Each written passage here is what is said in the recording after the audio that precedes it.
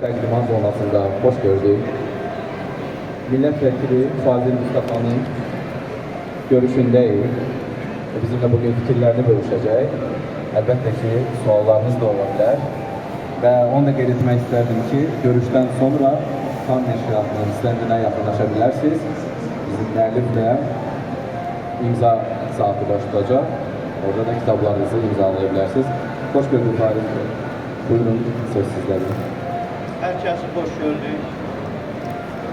Əziyyət çəkib, zəhmət çəkib uzun şərtlərdə bura gələn insanların hamısına salamlayıram. Təbii ki, bura gələn insanların əksəriyyəti kitab sevərlərdir və belə bir tədbirdə iştirak eləməkdən həm də bir borc olaraq görünür. Çünki kitab məsələsi elədir ki, oxucu olacaq, olmayacaq, kitab yayılacaq, yayılmayacaq, amma bu yazılanlar gələcəyimiz üçün nəzərdə tutulan bir işdir və hamımızda bu işi birlikdə dəstəkləməliyik ki, Azərbaycanın kitab üzərində gələcəyinin formalaşmasına hamımız kömək edə. Bu günlərin açıqlı kitab təqdimatı Azərbaycanda biraz çətin prosesdir.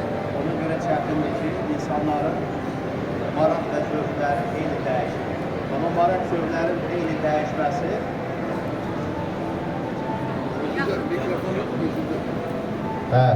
belə.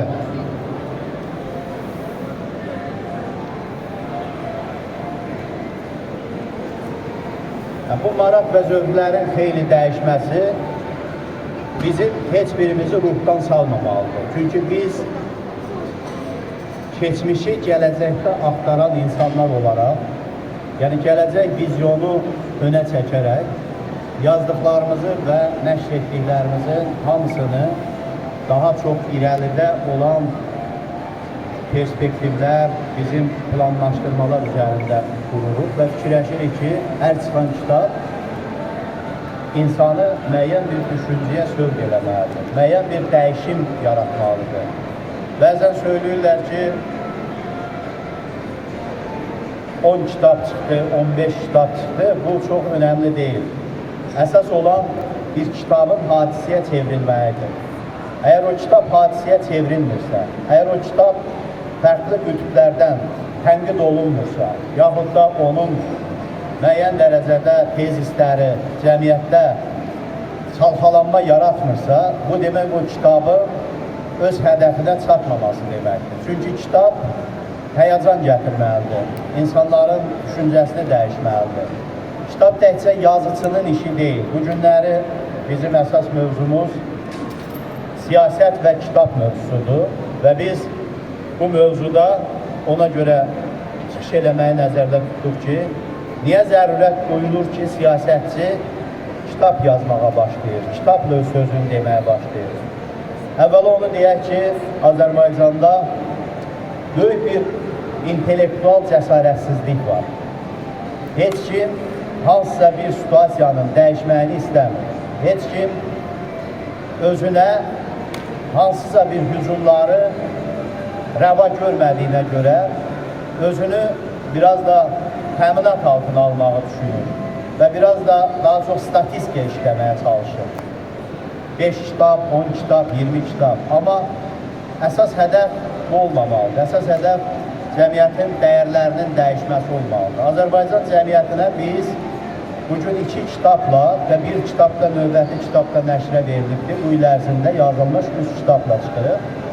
Mən tam məsuliyyətlə deyirəm, bu kitablar Azərbaycan cəmiyyətində mənim gözlədiyim şəkildə dəyərləndirilmədi. Bu mənə qətiyyən narahat eləmir. Çünki mən bugünkü dönəm üçün bu kitabları təqdim eləmirəm.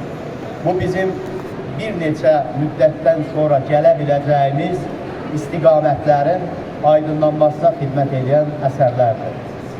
Və ona görə buna zərurət duyduq ki, yazıcı cəsarətsizliyin görəndə, düşüncə adamlarının cəsarətliyini görəndə, filosofların cəsarətsizliyi görəndə, bu missiya, bu yük siyasətçinin üzərində köçür. Siyasətçi cəmiyyətdə müəyyən məsələləri dəyişməyə çalışır. Baxın, ölkədə ən dəyərli sənət nümunəsi Azərbaycan Milli Ensiklopediyasıdır. Milli Ensiklopediyanı elm mühiti müəyyən eləmir. Siyasət mühiti müəyyən edir ki, ensiklopediya necə olmalı. Ona görə də Azərbaycan ensiklopediyası bundan sonraki dövrdə yaşamayacaq.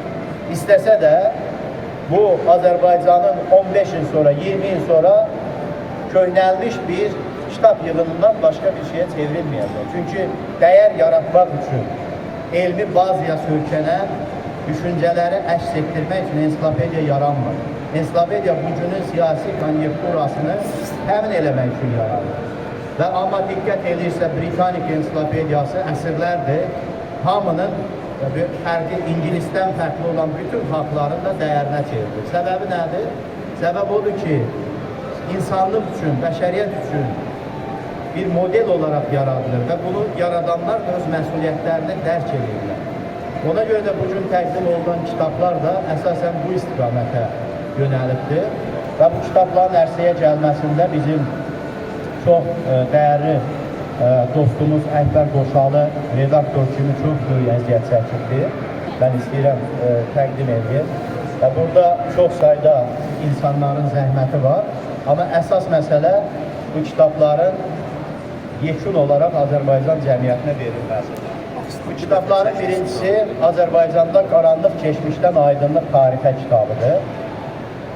İndiyə qədər bizdə millətin, insanların, düşüncə adamlarının əsas hədəfi oydu ki, bizim şanlı tarixi keçmişimiz var. Həqiqətən bizim şanlı tarixi keçmişimiz var. Amma bizim faydalı tariximiz 1828-ci ildən başlayır. İran mühitindən qopandan sonra Azərbaycan xalqı yeni bir dönəmə daxil oldu. Bu xalq özünü döyən, cəhalət içində, xurafat içində yaşayan, mənasız yerə biri digərini düşüncə, məzhəb, fikir alanında öldürən, məhv eləyən bir cəmiyyətdən artıq təhsil alan, artıq yeni düşüncəni həzm eləyən bir cəmiyyətə çevrilməyə başladı. Səbəbi nə idi? Sadəcə məktəbə getmək. Və bu gün də məktəbə getməmə prosesinin Azərbaycanda yaygın olması, Azərbaycanda kriminalın artmasıdır, cəhalətin artmasıdır, xurafatın artmasıdır. Demək, məktəb bir barometrdir, məktəb bir dəyişim sürəcidir və yeni modelin məktəbə gedən Azərbaycan insanı birdən-birə 9 milyon, indiki sayla mən götürürəm, 9 milyon şimalda, 30 milyon cənubda, 9 milyondan təfəkkürcə fərqlənməyə başladı, mental olaraq fərqlənməyə başladı. 9 milyonun qadını təhsil aldı, evdə çürümədi, hansısa bir qara çarşavın altında məhv olmadı. Bu çıxdı cəmiyyətə və qadın xarakteri ilə yüzlərlə alimimiz, düşüncə adamımız, şairəmiz yetişdi.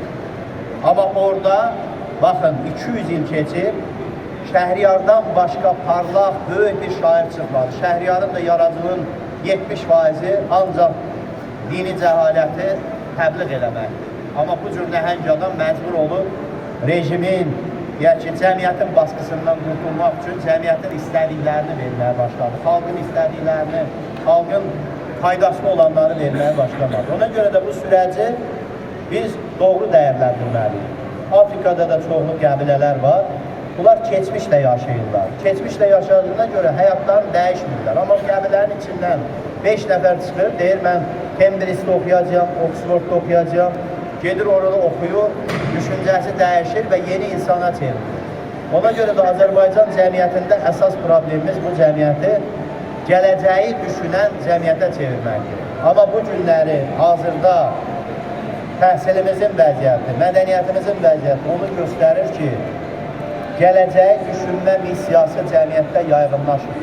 Ona görə də biz bu düşüncəni dəyişmək üçün ritorik suallar əsasında qoyduq ki, necə eləyək ki, bizim başqa xalqlarla müqayisədə ortaya qoya biləcəyimiz kitablar, əsərlər, düşüncələr artıq lokal Azərbaycan səviyyəsindən çıxa bilsin.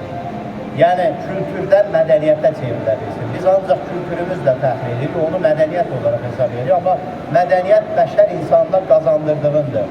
Biz bəşər insanına hələ ki bir şeylər qazandıra bilmirik. Biz bəşər insanına kopyaladığımız, götürdüyümüz iPhone-ları, Facebookları, sosial şəbəkələri, kitabları, süni intellekti, bunlar hamısı bizim köçürdüyümüz şeylərdir. Bunu təqlid elədiyimiz şeylərdir. Amma özümüzün yaratdığımız bir şeylər yoxdur ortada. Ona görə də bizim də missiyamız bu aydınları hərəkətə gətirmək, düşüncə adamların həyatını hərəkətə gətirmək və cəmiyyətin gələcəyi ilə bağlı suallara cavab verməkdir. Və hesab edirəm ki, biz buna bu əsərlərdə nail ola bilirik və çünki oxuyan insanlar, düşünən insanların rəylərindən görürük ki, bu düşüncələr qılıncla, topla, tüfənglə qarşılanmalı. Bu günləri 21-ci əsrdə Azərbaycanda düşüncəyə görə, fikrə görə, tənqidə görə linç olunan insanlar kifayət qədər çox. Ona görə də ortada Azərbaycanın bir Mamardaşvili səviyyəsində bir filosofu ortaya çıxmalı. Bir dünya Booker ala biləcək mükafatı ala, hələ Nobel demirəm, Booker mükafatı ala biləcək səviyyədə bir yazarımız dünyaya tanınmır. Yəni bunun səbəbi nədir? Düşüncə həyatı quruyur, tarixin kökünü biz əgər 15-ci əsrin, 16-cı əsrin inkişafında müasir bir alim bizim üçün əsas dəyərə çevrilmirsə və bunu gələcəkdə dəyişmək, inkişaf etdirmək, bunu müəyyən dərəcədə insanlara anlatmaq get-gedə daha çətinləşəcək. Çünki get-gedə kitab oxuyanın sayı azaldıqca bu proses xeyli çətinləşəcək. Ona görə də Qaranlıq Keçmişdən Aydınlıq Tarixə kitabı Azərbaycan düşüncə həyatında ən iddialı və ən bəlkə də provokativ bir kitab. Yəni cəmiyyəti bəzən o böyrəkdə daş olur, deyirlər o provokasiya çəkir, daş düşməlidir. Bu əslində cəmiyyətin böyrəyində olan daşın düşməsi üçün yazılmış kitabdır. Və ona görə də mən tövsiyə edirəm ki, insanlar oxusunlar. Və bir nüansı da deyim, bu kitabları mən çalışıram ki, daha çox paylayam. Bu günləri burada Xan Nəşriyyatında satılan kitablar yəqin ki, çox kitab bundan sonra satılmayacaqdır. Çünki mənim üçün əsas insanların oxumasıdır. Və ən maraqlı cəhət odur ki, bugün Azərbaycanda yazıcı da, televiziyada çıxış edən insan da, jurnalist da, heç biri qanarar almır. Məsələn, televiziya sən bir saat çıxarsan, bir elmi veriliş apararsan, sənə pul vermir. Düşüncənin, intellektin qiyməti yoxdur, dəyəri yoxdur. Və düşüncənin, intellektin dəyəri yoxdursa, məsələn, bizi bir toya çağırırlar, tutaq ki, bir müğənnən də çağırırlar və deyirlər ki, xahiş edir, sən də bir söz danış. Sən pulsuz söz danışırsan, amma o müğənnən 10 dəqiqə pulunu almalıdır. Yəni, dəyərləndirmə, yəni cəmiyyətin əslində bunun üzərindən getdiyinə görə biz məyus olmamalıyıq. Biz əksinə öz tanıdığımız cəmiyyətin istiqamətlərini dəyişmə barədə cəsarətlə sözümüzü deməliyik. Əslində bu cəsarəti biz bu kitabda ortaya qoymağa çalışdıq. Və hesab edirəm ki, Azərbaycan düşünən insanları bunu qiymətləndirəcəklər və daha çox xüsusilə də yazarlar, məsələn, baxın, bəzən siyasət adamı çox şeyləri dərindən yaza bilmir. Çünki o yuxarı baxsan deyir, bığdır, aşağı baxsan saqqaldır. Seçicidən səs almalısan, yuxarıdan da zərbə almamalısan. İkisinin demək, təzyiqi altında əgər özündə güc tapıb bunları eləyə bilirsənsə, bunu bir yazıcı, daha sərbəst adam, yəni heç kimə hesabat verməyən, daha rahat, azad ruhlu adam, azad imkanlı adam etmirsə, bu bizi məyus eləməməlidir. Biz yəni ki, bu missiya kimin üzərinə düşürsə, onu etməyə borçludur. Və sonra görürük ki, biz indi kitabxanamızda, başqa yerlərdə 15-ci əsrin, 16-cı əsrin, 17-ci əsrin əsərlərini axtarırıq ki, görək onu bir də təkrar oxuyaq. Məsələn, bir fransız yazar var, Rabelais. Böyük yazardır, Gargantua da Pantagruel əsərini yazır.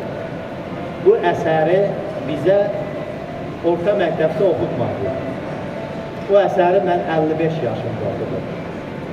Bu 15-ci, 16-cı əsrin ən nəhəng romanıdır və ən böyük elmi biliklərin əhatə olunduğu bir romandır. Amma mən 55 yaşlı oxudum. Demək, biz gecişmişik. Bizə oxutmadıqlarına görə gecişmişik. İndi o gecişməyin məsuliyyətini anlayan insanlar kimi biz bizdən sonra gələn nəsli gecişdirməməliyik. Ona vaxtında doğruları deməliyik. Vaxtında deməliyik ki, bu Bəxtiyar Vahabzadənin Gülüstanı bizim sevdiyimiz əsər olur.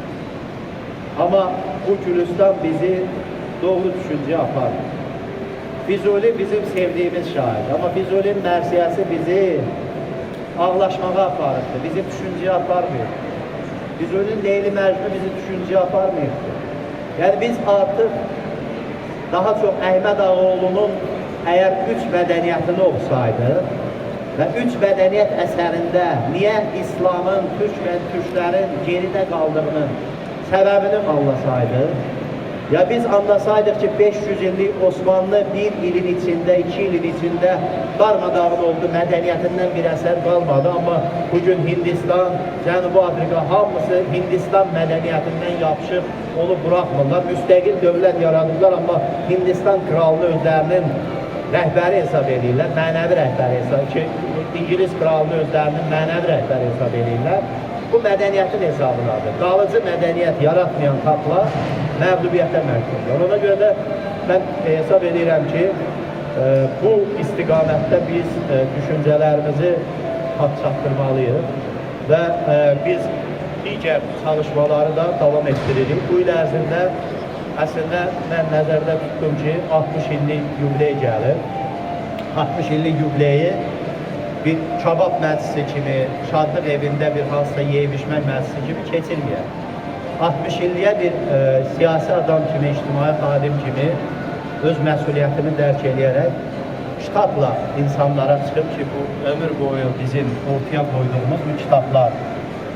Artıq bu 30-cu kitabım da mənim nəşrdədir. 10 günə çıxacaqdı, 15 günə. O kitabda çox möhtəşəm bir ciddi bir Azərbaycanın problemi nəsl olunan, bizə törədilən sui-qəsdin fonunda o problemləri Azərbaycan cəmiyyətini anladan bir kitabdır. Aydınlıq ruhumuza cəhalət kurşunu adlanan bir kitabdır. Amma ondan əlavə də, ondan öncə bu kitabı da tanıtmaq istəyirəm.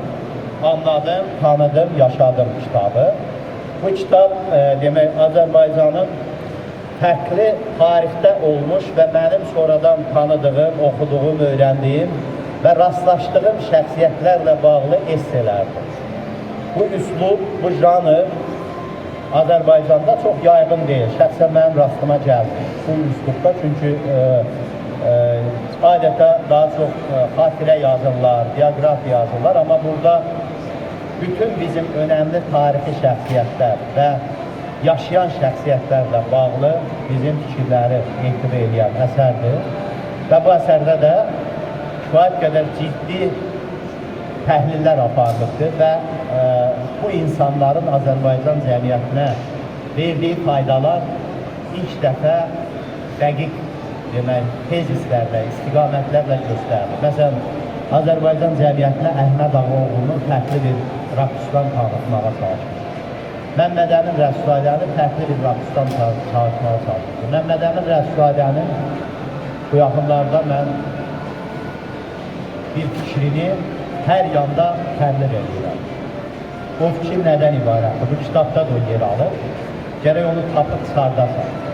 Məmməd Əmin Rəsulzadə deyir ki, dövlət adamları pis idarə etmədən məsuliyyət daşıyırlar.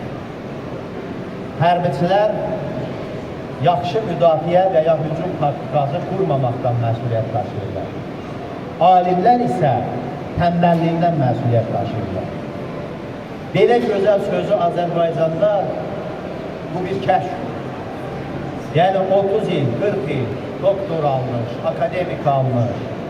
Amma ondan sonra Azərbaycan cəmiyyətinə bir faydalı kitab, fikir, düşüncə təqdim eləməmiş minlərlə insan var. hamının ancaq hədəfində ikinci fəxri xiyabanda, birinci fəxri xiyabanda yerimi sığortalamaq barədə düşünürlər. Amma orada olduğun, harda olduğun, onsuz fərqi yox. Oradan öləndən sonra onsuz heç yandan dəniz görünmür da. Amma əsas odur ki, bu problemlərin üzərindən aşaraq Azərbaycan cəmiyyətinə doğru fikri, doğru mühakiməni aşılamaq lazım. Victor Hugo Voltaire'in ölümünün 200 illiyi ilə bağlı tədbirdə, qəbir üstündə çıxış edərkən belə bir gözəl bir söz deyir. Deyir ki, Voltaire'in Fransa xalqı qarşısında ən böyük xidməti bilirsiniz nə? Ən böyük xidməti bu xalqa doğru mühakiməni öyrədir. Doğru mühakiməni. Doğru mühakimə nə deməkdir? Bir kasıb adam güleylənə bilər. Deyə bilər ki, mənim pulum azdır, mənim vəzifəm yoxdur, imkanım yoxdur. Adama deyərsən ki, biografiyanı danış. Biografiyanı danışanda baxarsan ki, o biografiyada 4-5 dəfə ona gələn şansları bu boşuna bırak.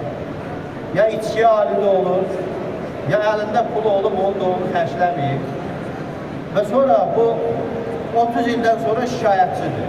Həyatdan şikayətçidir, rejimdən şikayətçidir, hər şeydən şikayətçidir.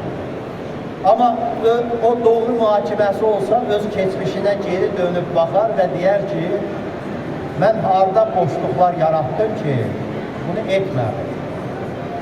Və insanlar orta məktəbdə, uşaq bağçasında, orta məktəbdə, ali məktəbdə buraxdığı boşluqların əziyyətini sonraki ömür yolunda çəkirlər. Oxumadığı kitabın verə biləcəyi insana istiqaməti oxumadığına görə həbsxanaya düşəndə çəkirlər. Yaxud da bir sıxıntıya düşəndə çəkirlər. Sağlamlığına baxmayan insan hər gün yeyib içən, hər gün belə lovğalanan yeyib içməklə insan həkimə gedib, artıq o rentgendən keçəndən sonra, MRT-dən keçəndən sonra deyir ki, gərək 30 il qabaq bunu işləyərdim, bunu yeməyərdim, bunu biraz idmanla məşğul olardım. Yəni, hər bir şey faktların taleyində də belədir. Azərbaycan xalqının taleyi buraxılmış fürsətlər taleyidir. Məsələn, biz bunu açıqca söylüyoruz. 19-cu əsrin əvvəllərinə qədər biz bütün fürsətləri buraxmış bir xalqdır. Cəhalətlə, cəfəngiyatla yaşamış bir xalqdır. Amma 19-cu əsr əvvəldən başlayaraq bir Qori müəllimlər seminariyasının yaranması gələcəkdə Azərbaycanı bugünkü bu auraya, bu müstəqil dövlətə, bu düşüncəyə qovuşduran insanların yetişməsinə səbəb oldu. Həmən faktda Məhəmməd Həsən əmi özü Uzunqulağını kodlaşdırmışdı ziyarətə getməyə. Amma sonra onu başqa bir dövr gəldi, onu kodlaşdırdılar məktəbə getməyə. Uşağı məktəbə aparmağa. Artıq o məktəbə gedən, o kodlaşdırılan heyvan belə cəmiyyətin dəyişməsinə vəsilə oldu. Və bir Qori müəllimlər seminariyası, bir Rus-Tatar məktəbi, bir Sorbona Universiteti, Əhməd Ağaoğlu, atası Molla, anası yaxasında qızıl onluqlar gəzdirirdi, qəy qızı idi. Qonşudakı erməni müəllimə ayda yaxasından bir qızıl qoparıb verirdi ki, mənim oğlumu oxut, öyrət. Və atasından xəlvət onu məktəbə göndərdi. Bir dənə Şuşada 340 erməni uşağına qarşı tək Əhməd Ağaoğlu məktəbi bitirdi. Və gedib özü atasından xəlvət getdi, qaçdı Tiflisə, orada məktəbi, gimnaziyanı tamamladı. Və tamamlayanda bunun sevdiyi qadın, qız, rastlaşdığı gəncdir. Gimnaziyada 3-cü kursda oxuyanda bir erməni qızına bu dərs deyir. Gəlirlər ki, ən yaxşı mənə atası gəlir ki, qızımı kim hazırlaşdıra bilər? Tövsiyə edirlər ki, burada bir tələbə var, ən savadlı odur. Riyaziyyatdan o hazırlaşdıracaq. Əhmədoğlu gedir onun evində qızını hazırlaşdırır. Görün mühitə baxın. Və qızdan da rus dilini öyrənir. Dərinliyinə görə rus dilini öyrənir. Qayıdıb gələndə sevdiyi qızla söhbət eləyəndə deyir, mən orada bir erməni qızını dərsə hazırlaşdırmışam. Sevdiyi qız bundan nifrət edir ki, sən erməni qızına əl verib görüşmüsən. Və baxın cəmiyyətə, bu adam gedir Sorbonnaya, fransız dilini bilməyə 6 ay 2 gürcünün himayəsində parkda fransız dilini öyrənir. Sorbonna Universitetinə fransız dilini imtahan verir, daxil olur. Və burada ən yüksək hüquq təhsil almağına baxmayaraq, o dövrün bütün alimləri aparıcı, Renan, Darmstadt buna vəsiqə verirlər ki, bu bütün fransız cəmiyyətlərində mühazirə oxuya bilər. 23 yaşında bunun Londonda Şərqşünaslıq Konqresində oxuduğu məruzə 250 ildən sonra da ən aktual məruzədir. Və bu adam Azərbaycana dönəndən sonra İransız eyniyyətdə olan bir adam, düşüncəcə biraz olur. Gələndən sonra baxır, təftiş eləyir, baxışlarını dəyişir ki, bu xalqın yolu burada deyil, başqa yoldadır. Və Maltada bu adam sürgündə olanda, heç bir mənbəsiz 3 mədəniyyət əsərini yazır. 3 parlamentin deputatı olur.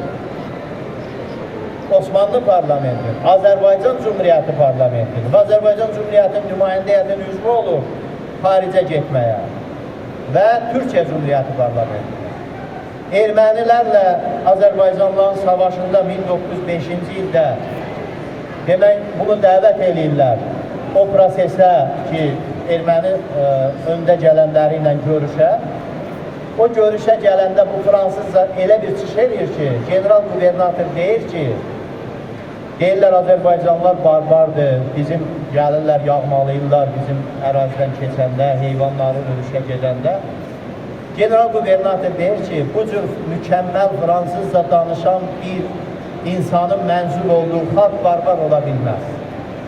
Yəni bir nəfər molla da ola bilərdi, bir nəfər atasının mağazasında ona kömək eləyən, yardımcı olan tacir də ola bilərdi. Amma bir yolu açan ananın hesabına məktəbə gedərək böyük bir Azərbaycanın əvəz olunmaz bir mütəfəkkiri oldu. Demək, biz bunu insanla bağlı məsələ deyil, doğru mühakimə ilə bağlı məsələdir. Və bugün Azərbaycanda çatışmayan doğru mühakimədir. Bugün Azərbaycanda çatışmayan insanların bugün və gələcəklə bağlı baxışlarıdır. Amerika Birləşmiş Ştatlarında bir dəyərli bir gün var. Orada bizlər kimi bir 100 dənə bayram, matəm günləri falan belə qeyd eləmirlər. Amerika Birləşmiş Ştatlarında əsas gün şükranlıq günüdür. Yəni, Amerikan insanı bilir ki, Amerika dövlətinə görə şükranlıq eləməlidir. Öz yaşadığı bugün möhtəşəm günə görə, varlığa görə, dəyərə görə o şükranlığı daşımalıdır. Biz bu günləri yaratdığımız müstəqil dövlətə görə şükranlıq eləməliyik. Biz bugün Qarabağı azad eləməklə bütövləşdirdiyimiz Azərbaycana görə şükranlıq eləməliyik. Bu şükranlıq duyğumuz zəifdir. Biz elə bilirik bəlkə müstəqillik də hədiyyə verilir, havadan gəlir. Bu Qarabağ da havadan gəlir. Amma arxada özümüzün iştirak eləmədiyimiz məsələlərdə kimlərin zəhməti olubsa, onları qiymətləndirir. Kitaba da baxış budur. Kitabı müəlliflər yazar, qoyar, insanlara verər. Amma mütləq müəlliflər yazar bu kitabı, amma mütləq bu kitab oxunmalıdır. Amma mütləq bu kitab oxutulmalıdır. Orta məktəblərdə onsuz da dərs bulan prosesləri arzuladığımız səviyyədə gedir.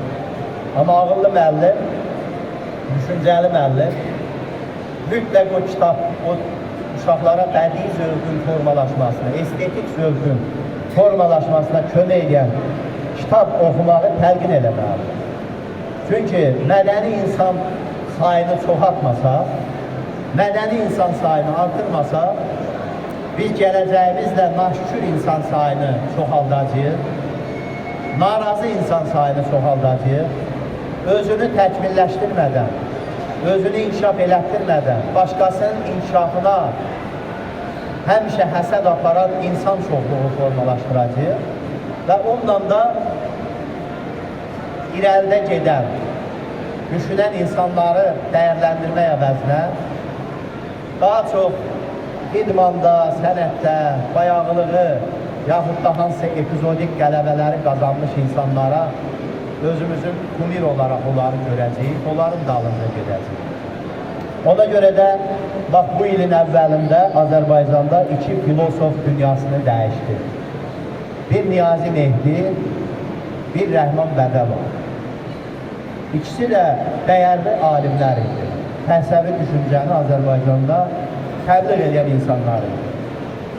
Bu cəmiyyətin vecinə olmadı ki, iki filosof öldü. Və Azərbaycanın o sferasında elə bir boşluq yarandı ki, bu boşluğu doldurmaq artıq bundan sonra mümkün deyil. Və biz bu istiqamətdə düşünməliyik. Burada mənim dəyərli dostum Akşin Yenisey duruşdu və onlar bir daha televiziyası variantı yaradıblar internet üzərində. Azərbaycanın düşüncə həyatını canlandırmaq istəyirlər. Amma o izləyicini tapa bilmirlər. İzləyici yoxdur. İzləyici çünki biz bayaqlığa öyrətmişik. İzləyici bir yüngül bir adamın bir hansısa bir mizah janrında ortaya attığı atmacaya rəy yazır. İzləyici ancaq bunun üzərində düşünür, anekdot üzərində düşünür. Və biz bu izləyicinin çoxalmasına ehtiyac yoxdur. Heç bir xalqın 8 milyonu onu irəli aparmaz. Heç bir xalqın fəhləsi, işçisi onu irəli aparmaz. Xalqı elə olar ki, bir nəfər Ağzambaqlar ölkəsində Sinelman kimi bir nəhəng bir ziyalı aparar. Bir ziyalı doğru postulatları, doğru mühakiməni cəmiyyətə verər. Yəni, Fransız cəmiyyətində də Voltaire'in sayı çox deyildi ki. Kralın yanında əylənən milyonlar var idi da. Yaxud da boş-boş kətdə, kəsəkdə, çörək pulu qazanan milyonlar var idi da. Amma bir Voltaire, bir Rousseau, bir Diderot, bir Rabelais, bunlar dəyişir da cəmiyyəti. Ona görə də bunları öldürməyə qoymaq olmaz, bunları susturmağa qoymaq olmaz, bunları sıradan çıxartmağa qoymaq olmaz. O baxımdan da biz istər Azərbaycan cəmiyyətində, istər də gələcəyimiz üçün nəzərdə tutduğumuz layihələrdə mütləq özümüz yaradıcı olmaya bilərik. Özümüz nələrsə etməkdə çətinlik çəkər. Hər sahəsi fərqli olar. Hamı kitab yazmaz. Bizdə belədir. Başqa, indi kitab da bir məsuliyyətsizlik sahəsidir. Hər adam məsuliyyətsiz formada şeir yaza bilər, poema yaza bilər. Hər adam məsuliyyətsiz formada mahnı oxuya bilər. Çünki cəmiyyətdə ictimai qınaq, ictimai tənə, insanlara bir normal tənqid aurası olmayanda insanlar fikirləşir ki, elə burada bir boşluqlu bunu eləyə bilərəm. Amma şəxsiyyətli insanlar mütləq yazdığının məsuliyyətini daşımalıdır. Cəmiyyətə verdiyinin məsuliyyətini daşımalıdır. O baxımdan da bu kitabların təqdimatı təkcə bir siyasətçinin kitab təqdimatı deyil, cəmiyyətin bugünü və gələcəyi üçün mənəvi məsuliyyət daşıyan bir insanın təqdimatıdır. Və ona görə bu dövrdə biz bu məsələləri ortaya qoyuruq ki, bunların heç olmasa müəyyən bir qalıcı dəyərləri olacağına inanırıq. 5 il sonra, 10 il sonra bunu ələ keçirib oxuyan, anlayan insanlar olacaqlar. Ona görə də bu məsələdə məncə bizim qətiyyən düşməyə, qətiyyən narahatsız keçirməyə ehtiyac yoxdur. Hamımız daha inatla bunu yazmalıyıq. Mənim son kitabım da, yəqin ki, Cəfər mənim orada bizim gənclər yol verin, bizim dostlarımız əyləşdirlər. Bizim son kitabımız da, orada səni mən verdim. Bizim son kitabımız da yazanda əslində mən 2 il gözlədim. bizə qarşı olan sui-qəsdi terror hadisəsini dedim kim işıqlandıracaq görəm. Böyük bir hadisə baş vermiş. Və mən məcbur olub özüm yazdım. Yəni bunu başqa ölkələrdə jurnalistlər yazar, araşdırmacı jurnalistlər. Başqa ölkələrdə yazarlar yazar. Çünki bu hadisə Azərbaycanın gələcəyində bir neçə dəfə təkrarlanacaq bir hadisə. Bu hadisənin simptomları Azərbaycanda qaldı. Nə dövlət səviyyəsində, bürokratik mexanizmin içində anladılar ki, bir çoxları ki, bu nə qədər bizim üçün böyük bir narahatçılıq yaradan, gələcəyimizi alt-üst edə biləcək bir tendensiyadır. Və də cəmiyyətin özündə anlaşıldı. Və ona görə də bunu özümüz anlatmağa girdik. Budur problemin kökü. Yəni, Türkiyə cəmiyyətində bugün hamı dönüb Əziz Nesini təkrar oxuyurlar. Əziz Nesinin ürəyini partladandan sonra Türkiyə cəmiyyətində dönüb oxuyurlar. Əziz Nesin 30 il qabaq düz deyir.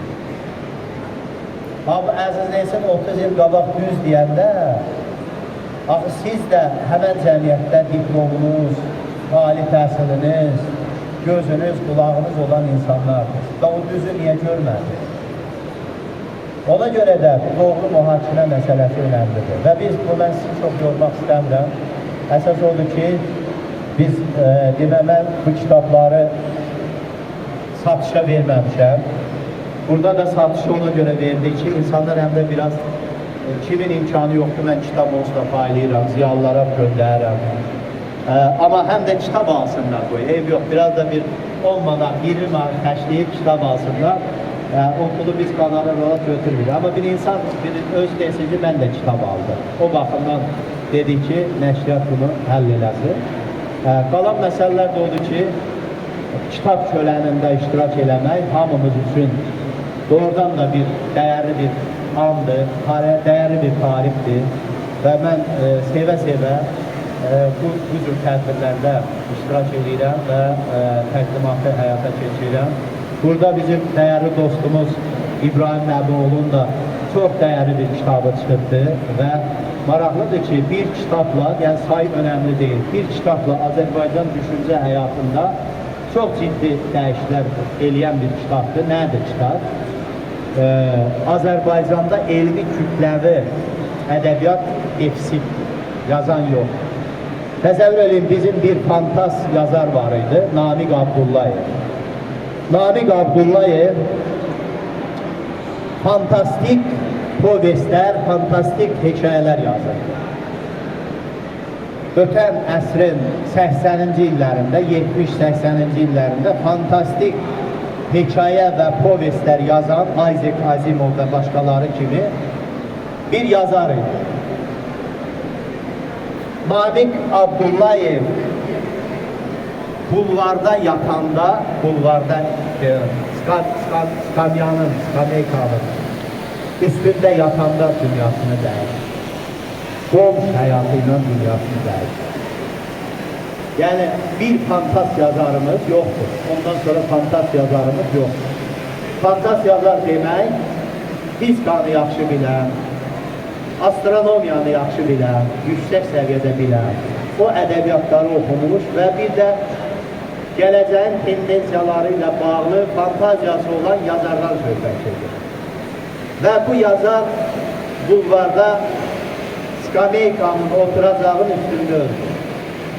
Və biz onları orada öldürməmək üçün bu cür düşüncə adamlarına, bu cür Azərbaycan cəmiyyəti gələcəyini müəyyən edən, onun istiqa paradigmalarını müəyyən edən insanlara dəyər verilməli. Sonda ben burada iştirak edən bütün ziyalılarımıza, bütün oxucularımıza təşəkkür edirəm. Ancaq sərbəst istəmirəm, sohbətləndiririk. Və hesab edirəm ki, dəyərli vaxtımızı burada keçirməklə bir şeylər itirmədik. Amma mənə də bir şeylər qazandırdı.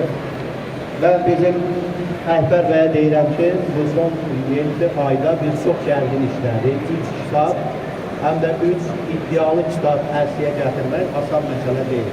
Mən indiyə qədər ildə bir kitabdan artıq yazamamışam. Bu dəfə özümü məcbur elədim.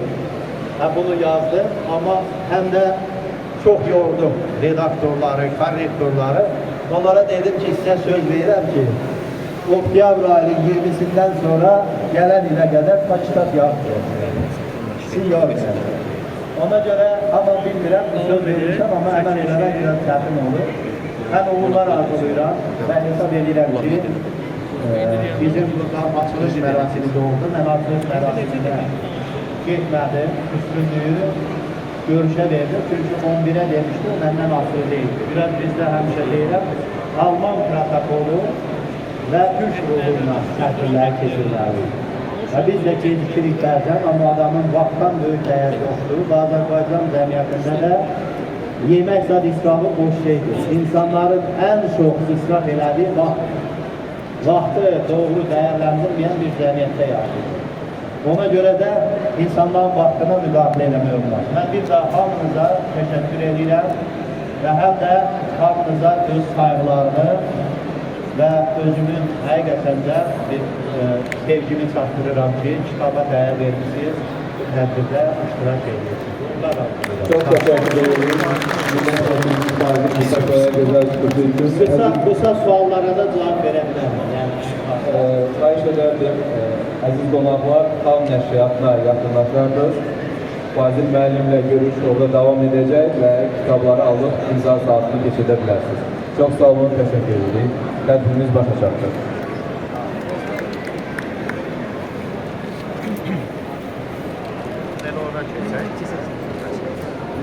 Dönən görüşdük.